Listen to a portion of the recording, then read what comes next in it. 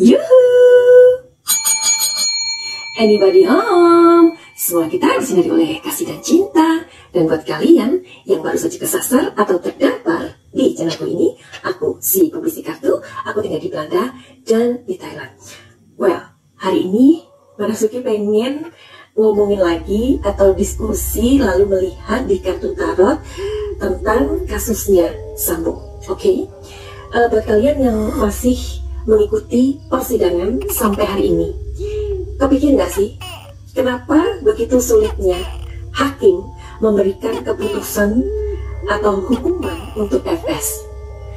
Oke, jadi kita bahas sebentar ya, karena nanti kita akan lihat di kartu tarot. Oke, semua ada ya, maksudnya gini, ada unsur perencanaan Sambo ini dan kawan-kawannya ya, tapi atas instruksi FS menghilangkan semua barang bukti ya, dan bahkan merusak, ya kan? Terus ada unsur perampasan nyawa. Terus yang jelas-jelas adalah menghalangi proses hukum, proses pengadilan yang sangat panjang, padahal kasusnya ini udah sangat jelas. Tapi kenapa hakim sulit banget memberikan keputusan kepada FS ini? Jadi kita bisa membayangkan ya, kekuatan apa yang dia punya. FS ini menumbalkan Icat ya, karena Icat ini adalah seorang barada gitu loh, dimana kita tahu bahwa barada ini adalah tingkatan yang paling terendah. Jangan-jangan Sambo ini atau FS ini justru ditumbalkan oleh semesta untuk membuka kedok sebuah institusi yang ya saat ini kita menyaksikan bersama lah ya, bagaimana kecewanya kita gitu, masyarakat Indonesia. Persidangan ini benar-benar melelahkan dan memang kita semua harus mengikuti mau tidak mau. Kita lihat ya gayanya FS waktu dia berada di persidangan itu, bagaimana bahasa tubuhnya dia. Terus pas di sidang terlihat dengan arogannya seorang FS ya, sepertinya dia itu masih mempunyai sebuah kekuasaan yang sangat sulit untuk ditumbangkan ya. Meskipun kita bukan orang yang mempelajari secara khusus tentang bahasa tubuh kita bisa melihat ya gimana FS itu arogan ya pada saat di persidangan itu. Kalian perhatikan nggak ketika sang mulia hakim menanyakan sesuatu, di situ FS baru yang mulia begitu attention gitu. Tetapi ketika pertanyaan-pertanyaan mengalir yang bukan dari hakim, bagaimana kalian melihat sosoknya FS itu? Sepertinya dia malah kayak ignored gitu. Ya, bisa kita bayangkan bagaimana seorang FS ketika berada di kantornya, ketika dia berada di tengah-tengah bawahannya atau di tengah-tengah lingkungannya. Bisa kebayang bagaimana dia gitu. Madam Suki ini pengen ngelihat nanti di kartu tarot setelah kita ngobrol ini ya. Jadi kita masuk ke sesi analisa tarotnya. Apakah Joshua ini tumbal dari sebuah drama pelecehan? Mudah-mudahan resonate ya, mudah-mudahan resonate. Dan ingat, ini adalah sebuah prediksi. Apakah Joshua adalah tumbal dari sebuah drama pelecehan? Jawabannya adalah betul. Artinya iya, Joshua adalah tumbal dari sebuah drama pelecehan. Jadi Madam Suki, pelecehan itu bagaimana? Sebenarnya ada atau tidak? Tidak ada. Karena Madam Suki juga sudah membahas berkali-kali, mungkin similar ya videoku, dan kalian bisa melihat di kolom komentar atau apalah ya. Kadang Madam Suki juga selipkan bahwa pelecehan itu tidak pernah ada, tapi pelecehan itu dibangun.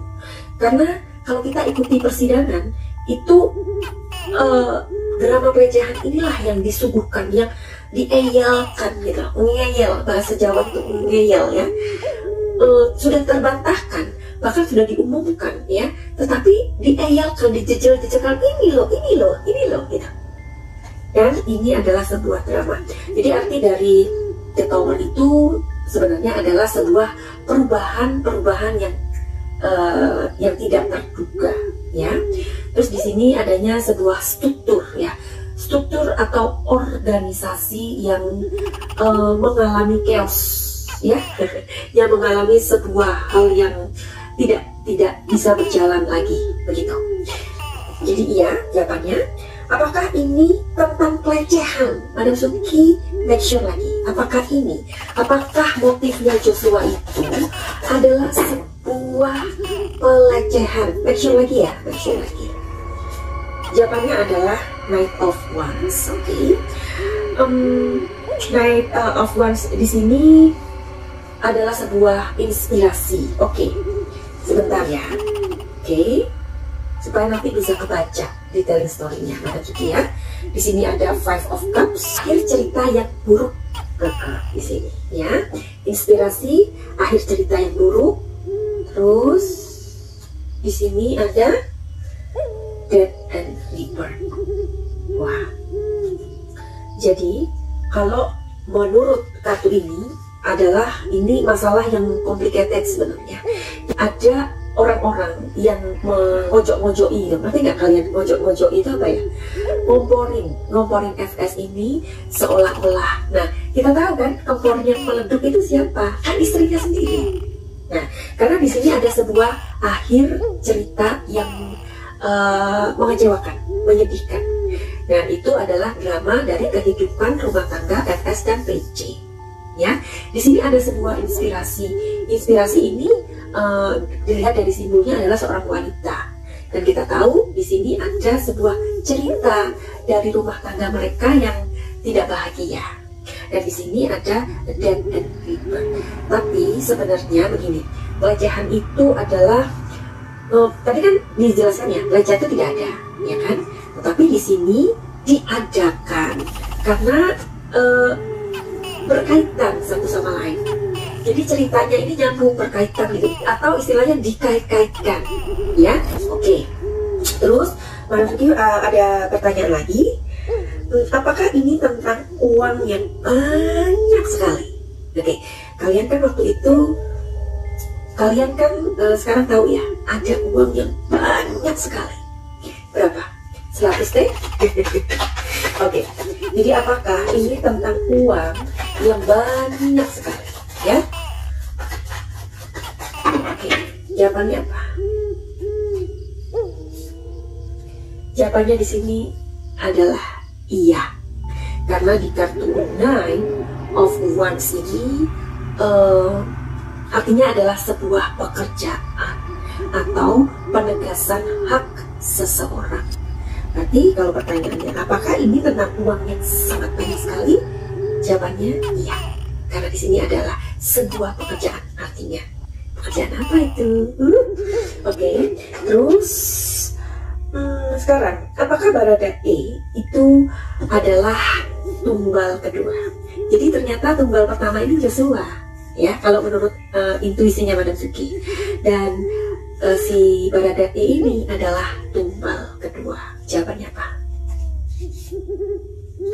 Jawabannya di sini iya. Karena di sini kartunya namanya The Chariot. The Chariot itu artinya adalah pekerjaan yang sukses, ya. Kalau pekerjaan yang sukses berarti ada rencana dong, ya. Nah makanya di sidang ini yang sungguh-sungguh bulat dan bertele-tele itu karena kan dia menyangkal bahwa itu bukan ada perencanaan. Jadi seolah-olah penghabisan nyawa itu terjadi secara spontan. Ya, jadi di sini mengatakan Icat adalah tumbal kedua, ya.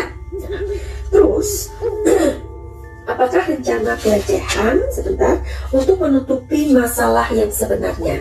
Apakah rencana pelecehan itu untuk menutupi masalah yang sebenarnya? Mungkin ini ya.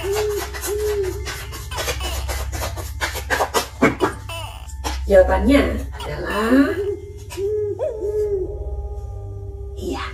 Karena di sini ada The Fool. Jadi The Fool, kalian masih ingat ya, The Fool ini adalah sebuah perjalanan atau lompatan yang tidak diketahui, ya, The Fool. Jadi dari satu kartu ini memang banyak arti, ya. Karena apa? Kita juga mengikuti intuisi kita, gitu loh. Apakah rencana pelecehan itu sebenarnya dibangun untuk menutupi masalah yang sebenarnya? Jawabannya iya. Buat kalian yang mempunyai masalah dalam kehidupan ini, entah itu masalah asmara, terus rumah tangga, perhara rumah tangga yang gak selesai-selesai, berantem tiap hari, ya kan, tapi takut nanti bagaimana anak-anak, dan lain-lain deh pokoknya, ya. Masalah itu kan banyak pasti, terus finansial, terus karir, ya. Terus mungkin ada kalian yang merasa, aduh, aku ini bekerja kok nggak mendapatkan hasil. Barangkali pekerjaan kalian nggak sesuai dengan energi kalian, dengan elemen kalian. Jadi datang aja ke Madam Suki untuk dilihatkan reading tarot. Karena nanti Madam Suki bisa ngitungkan ke Feng Shui, ya. Jadi itu bilang ke Feng Shui, nanti dihitungkan berdasarkan tanggal lahirnya, tahunnya, elemennya, dan lain-lain, ya. Karena di Feng Shui itu memang nggak bisa yang kayak misalkan Madam Suki memberikan gratis gitu ya, gratis reading tarot, nggak bisa kayak gitu, harus dihitung, ya. Oke, jadi kalau kalian juga kepengen kehidupan ini berubah, ya harus ada pengorbanan dong, sayang. Kan Madam Suki juga membeli kartu-kartu yang nggak minta, iya kan? Kadang-kadang orang itu kayak gitu ya, bisa gratis nggak punya. Madam Suki menyediakan diri loh, ya. Kalau di TikTok makanya ikutin TikToknya Madam Suki, karena kadang-kadang Madam Suki datang ke sana untuk memberikan reading gratis, ya. Karena kan hidup itu harus seimbang. Madam Suki mendapatkan sesuatu dari pekerjaannya Madam Suki, tapi kadang Madam Suki juga memberi gitu loh. Jadi hidup itu kan take and give, ya kan? Oke, jadi buat kalian yang mau reading tarot, monggo, ya. Dan jika menghargai waktunya Madam Suki, tentu itu lebih baik, ya kan? Terus udah gitu, karena dunia itu nggak ada yang gratis, ya pasti. Ya, jadi kalau kita mau sebuah kemajuan, kalau kita mau sebuah perubahan, ya kita harus ada sebuah pengorbanan, ya, baik materi, waktu, dan lain-lain.